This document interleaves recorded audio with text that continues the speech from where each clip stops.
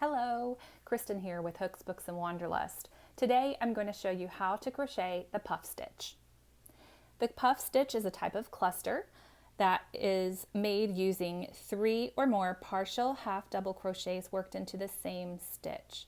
You might also see it referred to as the half double crochet 3 together in one stitch.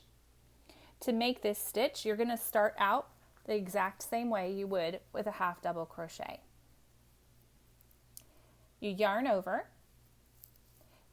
insert your hook into the next indicated stitch right here, yarn over and pull up a loop. Make sure you're pulling your loops all the way up to the height of your row. You don't want inconsistent puff sizes. Now, normally if we were making a standard half double crochet, we would yarn over and pull through all the 3 loops on the hook here, but we're making a puff stitch. So we need to do this first step of the half double crochet 2 more times. So we're going to yarn over, insert our hook into the same stitch, and pull up a loop. Now we'll have 5 loops on our hook. We need to do that same step 1 more time. Yarn over, insert into the same stitch, pull up a loop, and now you'll have 7 loops on your hook. Make sure that they are to the height of the row so that you keep your puff stitches a consistent height. Then yarn over and pull through all 7 loops on your hook. Chain 1 to close the puff. Let's see that again. Yarn over, insert your hook into the next stitch and pull up a loop. 3 loops are on your hook. Yarn over, insert into the same stitch and pull up a loop. You now have 5 loops on your hook. Yarn over, insert your hook into the same stitch again, and pull up a loop. Now you have 7 loops on your hook. Make sure it's the same height as your row. Yarn over and pull through all 7 loops on your hook. Chain 1 to close. See again. Yarn over, insert your hook into the next stitch, pull up a loop. Repeat that step 2 more times.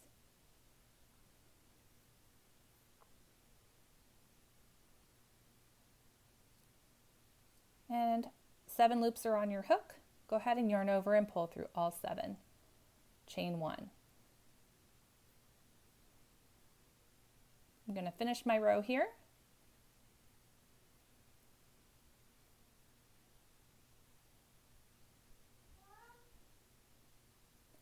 Yarn over, pull through all 7 loops on your hook. Chain 1, last one.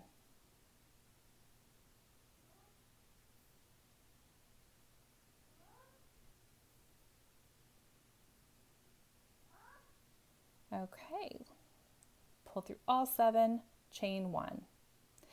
Now, as you've noticed, each one of those puff stitches has a puff and then a chain 1. So we use that chain 1 as a simple mechanical, practical application, I guess, to close our puff stitch. What you need to make sure of when you go to do your next row or round or whatever you choose to do, whatever your pattern calls for, that you only work into one of the 2 stitches that you have made for your puff. So if you do more than that, then you end up increasing your row or your round, and that's not something you really want to do. So I'm going to chain 1, and I'm going to show you here if I work my first half double crochet. Here's my chain 1 that I pulled really tight when I made that last puff, and then this is the top of the puff itself. So I'm going to do a half double crochet, and I'm going to make it into that top of the puff stitch. And I'm going to do that for every single puff all the way across. That way I don't accidentally increase my round. I'm going to always stay consistent. I'm going to pick one. I have the chain 1 here and the top of the puff here. I'm going to go into the top of the puff. Whoops.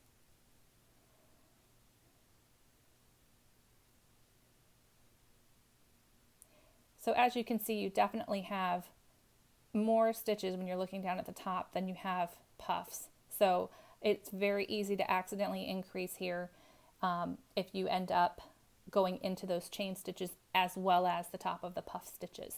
So just like I said, be very careful that you're only working into one of those 2 stitches all the way across, or for whatever your pattern calls for. The other thing to note is currently facing us, we have the back side of our fabric because I'm working on a return row. But if I flip back over this way, which is the direction that I was going when I was making my puff stitches, pull that out for a second, then you will see that my puffs are actually going to be worked on the right side of my fabric. If you are working a puffier puff by adding another yarn over and loop pulled up and having maybe 7 loops on your hook to pull through, then sometimes you might end up with kind of the puffiness of it kind of getting pushed to the back as you work across your row. Just use your finger to kind of push them out as you work, and you should be good to go. So you should always work your puffs on the right side of your fabric. That's it for this tutorial. I hope you found it helpful. If you have any questions or comments, make sure to let me know below. Thanks, guys. Bye.